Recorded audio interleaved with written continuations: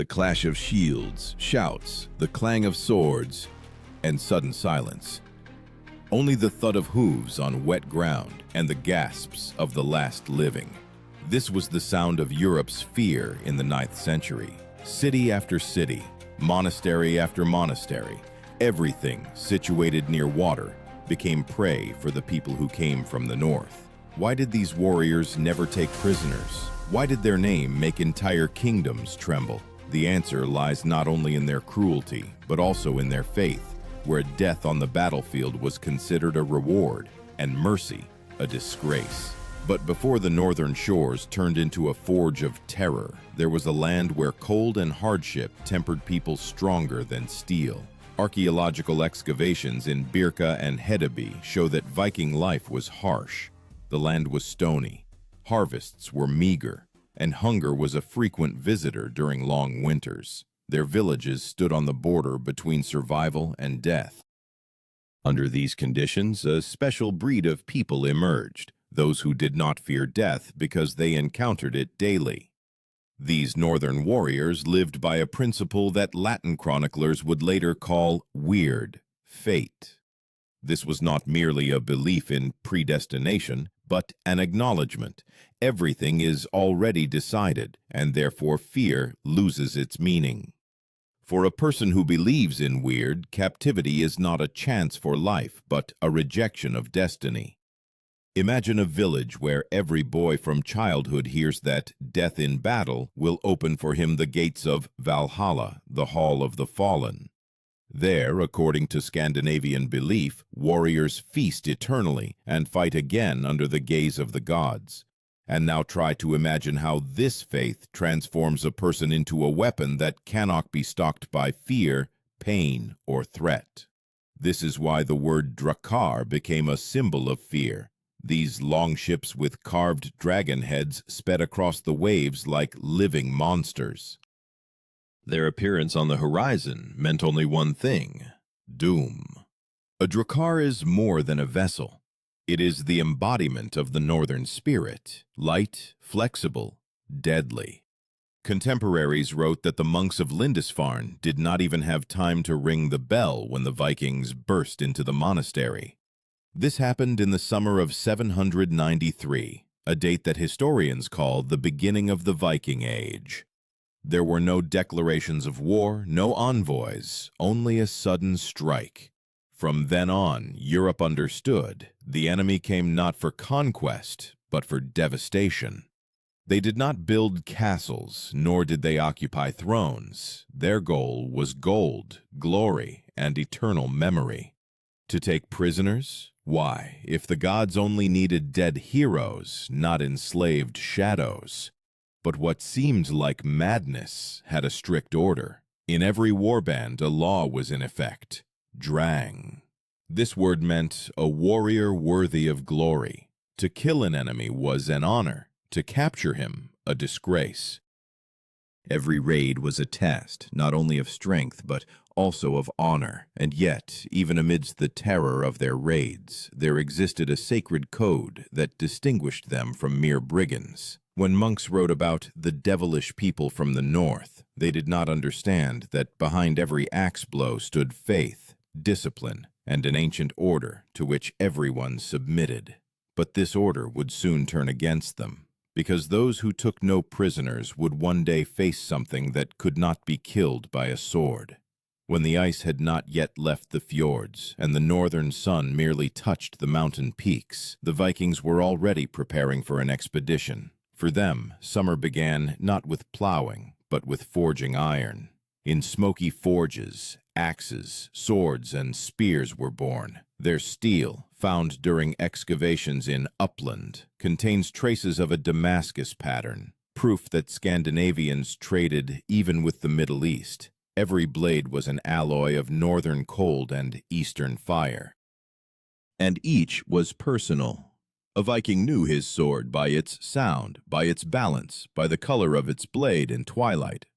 Preparation for a raid was almost a ritual. On the shore, a drakkar was built, a longship with curved planks, light and flexible like a predatory fish. One ship accommodated about 60 people. Ancient chronicles mention that in just a few weeks, Vikings could launch an entire fleet. A drakkar could travel by sea and by rivers, which gave them an advantage. They could strike deep into Europe, where the enemy never expected to see the sea. In these campaigns, the main thing was not the leader, but the word heerd, warband. This was not just a group of warriors, but a brotherhood, bound by an oath and shared plunder. To break the heerd's oath meant to lose everything. And that is why the Vikings did not take prisoners. Any enemy outside their brotherhood was considered a being from another world. Before departure, priests offered sacrifices to the gods. Often these were animals, but sources also mention human sacrifices in particularly significant expeditions. Blood flowed over the stones into the sea, and warriors touched the altar, uttering an oath not to return without glory. From the perspective of their faith, to die in battle meant to enter the halls of Odin. To remain alive but lose meant to be banished forever. The sensory images of those days are striking. Morning fog, the smell of tar and sweat, the creak of planks underfoot. The men were silent, their faces scarred and weathered. Each knew his place. Rowers on the thwarts, archers closer to the bow, the Jarl in the center. His shield, painted with a raven pattern, symbolized Odin himself, the god of war and wisdom. This symbol was called Hugin and Munin, two ravens whose names meant thought and memory. They seemed to fly ahead of the army, bringing news of the enemy's fate. Interestingly, discipline in their ranks was stricter than in most European armies of that time. Excavations in Norway and Sweden showed identical sets of weapons, shields, and armor, meaning equipment was produced centrally. The weight of a helmet was about 3 kilograms, chainmail up to 10. For a fighter just over 170 centimeters tall, this was heavy, but every movement was perfected over years. Warriors trained on the plains, throwing axes at posts, practicing formations. One of the main ones was the swine, a wedge, piercing the enemy's formation. The strongest went in the center, the young on the sides. It was a living battering ram that broke enemy lines like a storm breaks fences. But their strength was not only in iron. The northern climate made them equally hardened in body and spirit. The water was icy, food simple, dried meat, oat gruel, fish. Everyone knew that weakness was a luxury one could not afford.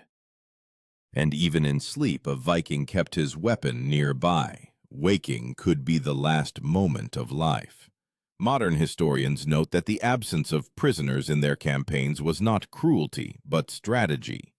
A captive slows movement, demands food, creates a risk of revenge. And speed was the Vikings' main weapon. A drakkar had to be light, not only in body but also in the conscience of its crew. On deck, to the sound of a horn, the men lowered their oars into the water. Movement began, and the cold wind raised the sail. The ship glided over the waves like a shadow. All that remained behind was the fire of bonfires on the shore. All that lay ahead was wealth and death. The Vikings knew that not all would return, but those who fell would be accepted by the gods as heroes. And when the first waves broke against the bow of the drakkar, where a dragon with an open maw was carved, it became clear. Now nothing would stop their path. Europe was still asleep, but its nightmare was already moving across the sea. Night. The sea was black, like blood frozen on iron. On the horizon, neither star nor light, only the splash of oars and the quiet whistle of the wind, as if the very air feared to betray the approach of the northern shadows. Thus began the Viking raids, suddenly, without warning, like a lightning strike in a clear sky. When the first rays of the sun touched the coast, it was already too late. Strangers with axes stood at the monastery doors, and smoke rose into the sky. Historians write that the first attacks were not large, no more than 2 or 3 dozen ships, but even this was enough to paralyze kingdoms. English chronicles of the 9th century report that Neither prayer nor gold could stop them. The Vikings attacked not for destruction, but for plunder and glory. They knew the value of speed and surprise.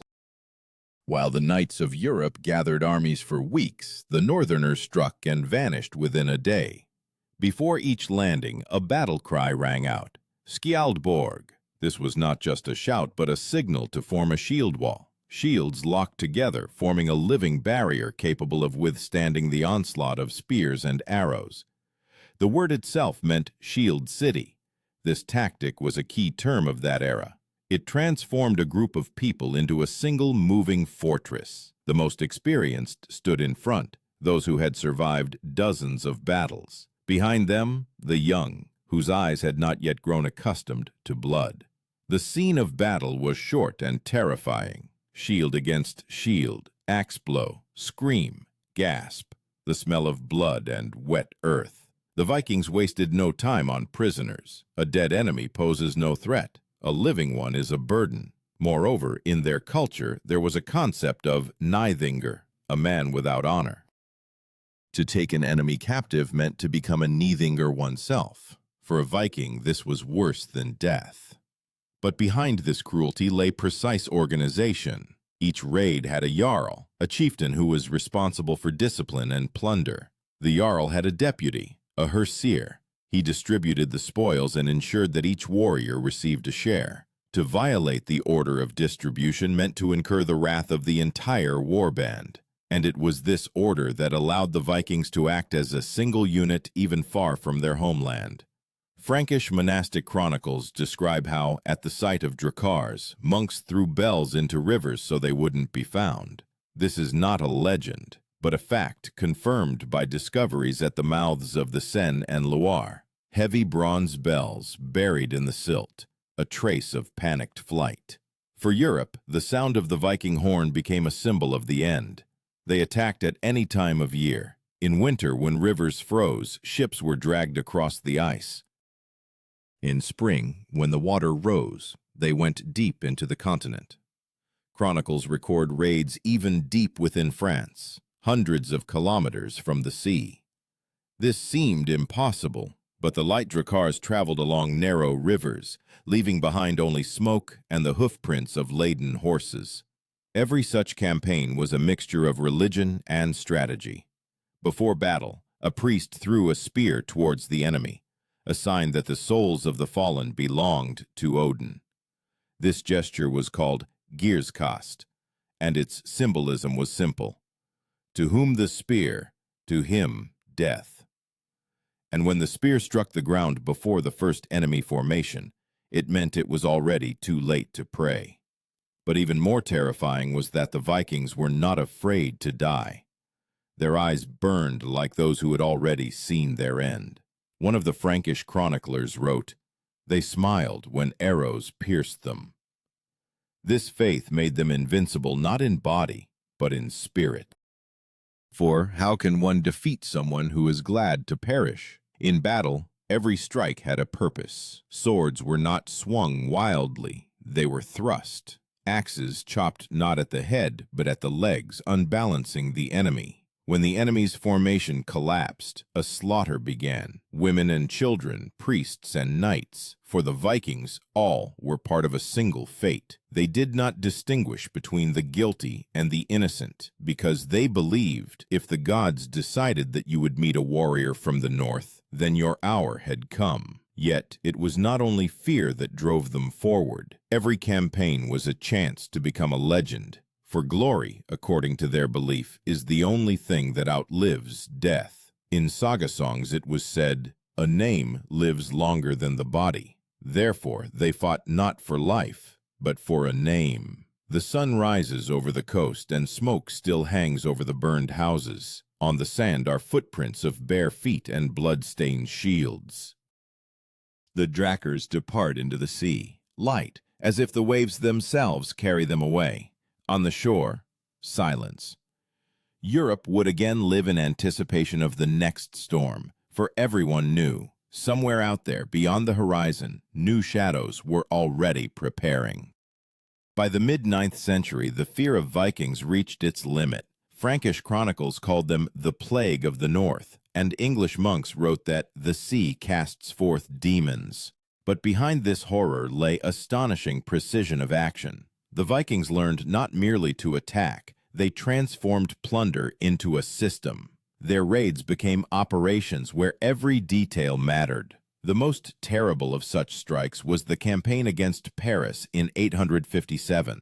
200 ships ascended the Seine, as if the river itself had opened the way for them. Contemporaries recalled that the sound of oars and sails resembled a storm.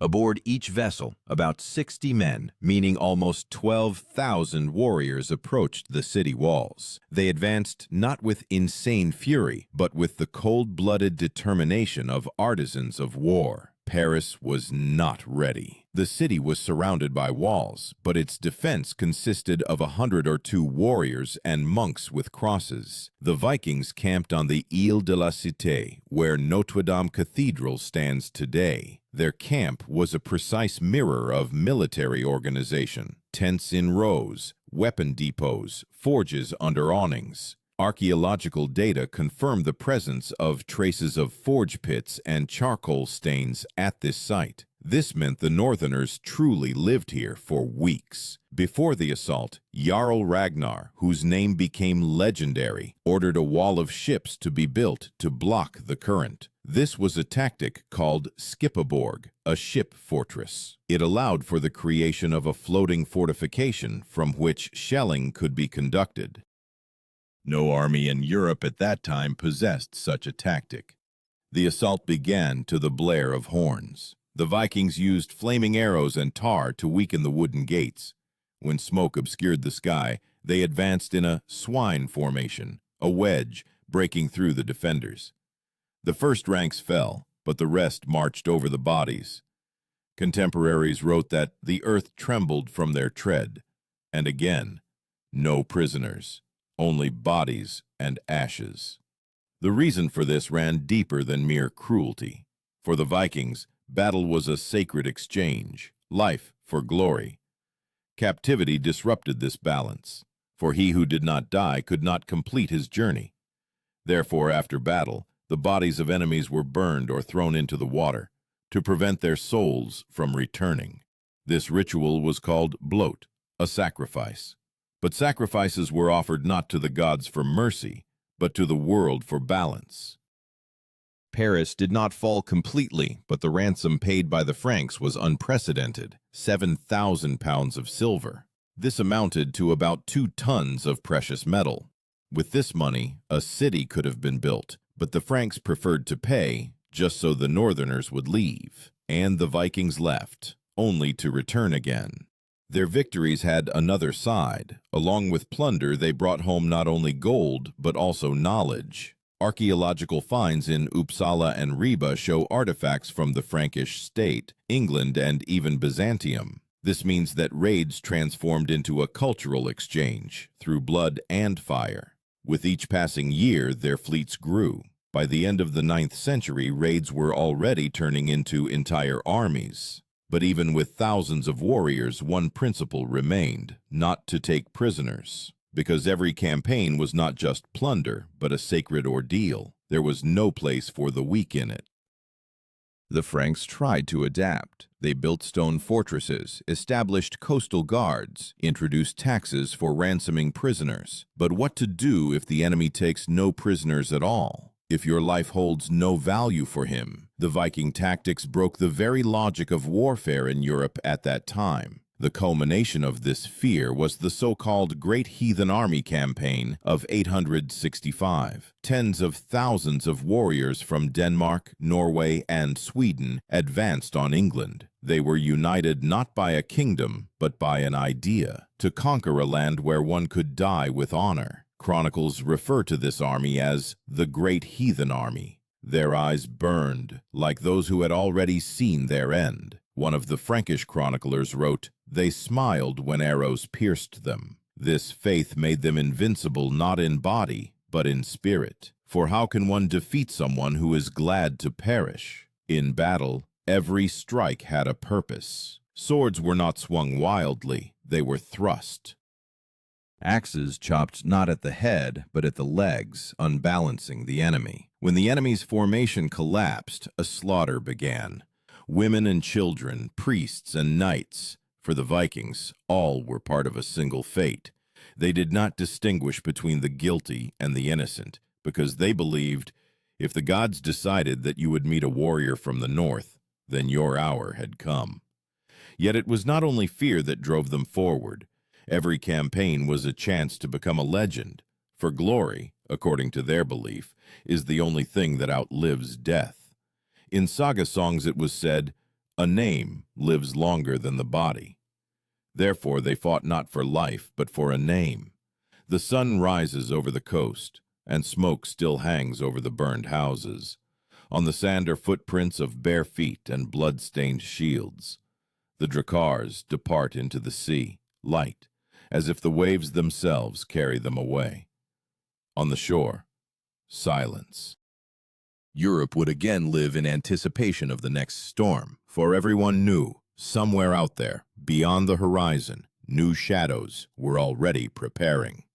By the mid-9th century, the fear of Vikings reached its limit. Frankish chronicles called them the Plague of the North, and English monks wrote that the sea casts forth demons. But behind this horror lay astonishing precision of action. The Vikings learned not merely to attack. They transformed plunder into a system. Their raids became operations, where every detail mattered.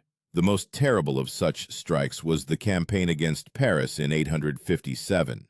200 ships ascended the Seine, as if the river itself had opened the way for them. Contemporaries recalled that the sound of oars and sails resembled a storm. Aboard each vessel, about 60 men, meaning almost 12,000 warriors, approached the city walls. They advanced not with insane fury, but with the cold-blooded determination of artisans of war. Paris was not ready. The city was surrounded by walls, but its defense consisted of 100 or 2 warriors and monks with crosses. The Vikings camped on the Ile de la Cité, where Notre Dame Cathedral stands today. Their camp was a precise mirror of military organization. Tents in rows, weapon depots, forges under awnings. Archaeological data confirm the presence of traces of forge pits and charcoal stains at this site. This meant the Northerners truly lived here for weeks. But even in this law, their old cruel logic lived on. Honor was more important than life, captivity worse than death. The Northerners began to accept Christianity, but not immediately and reluctantly. The first crosses on their ships were not a symbol of faith, but a sign of political compromise. However, when faith changed them, it could not erase memory. Even after becoming kings, the descendants of the Vikings remembered. Their ancestors did not take prisoners because they did not recognize spiritual slavery. In Normandy, where the Vikings settled under the leadership of Rollo, a new principality emerged. Frankish chronicles recount how Emperor Charles the Simple granted him land in exchange for an oath of peace. But chroniclers note that Rollo refused to kiss the emperor's hand. Instead, he made one of his warriors bow down and put the emperor's hand to his lips, a symbol of pride that neither power nor religion could break. In the north, Vikings became merchants. Their ships now carried not warriors, but furs, amber, and silver. But even trade remained a continuation of war. Now it was a struggle for influence.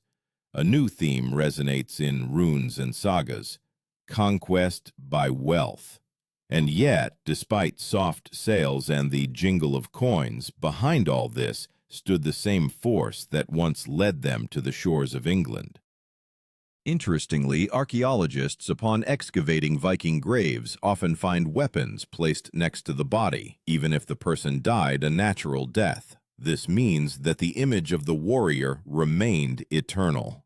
Even when the wars ended, they believed that a battle awaited them beyond the threshold. Historians debate when the Viking Age ended. Some name the year 1005, when King Olaf Tryggvason baptized Norway. Others, the year 1042, the death of the last king Canute the Great. But perhaps it never ended at all, because the spirit of a Viking is not a sword and not a ship. It is a state of mind, a refusal of submission. Europe changed under their blows. Coasts were fortified. Armies learned to act faster. Cities to build stronger. Even the concept of speed of war was born then, when dracars sped along rivers. The Vikings taught Europe to fear, and thereby made it stronger. However, in this new Europe, they themselves became a part of it.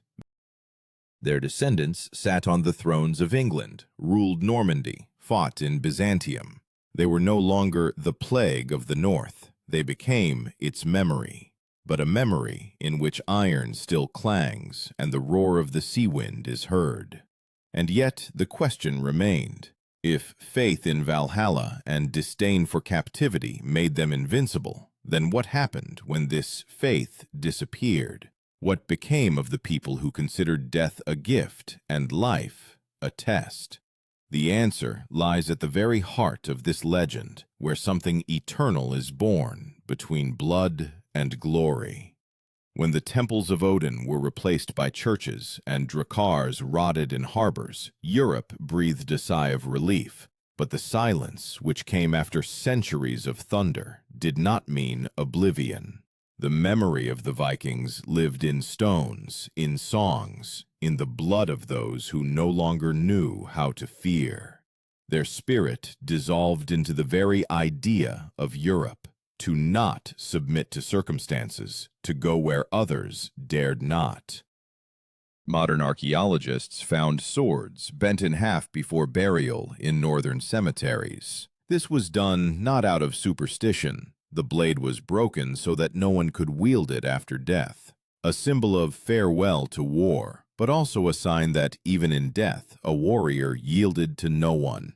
And perhaps that is precisely why the Vikings never took prisoners. For them, freedom was not a reward, but a duty. Captivity was oblivion, and oblivion was worse than death. Their axes fell silent centuries ago, but the meaning of their faith resonates even today. To live in such a way that even an enemy remembers your name.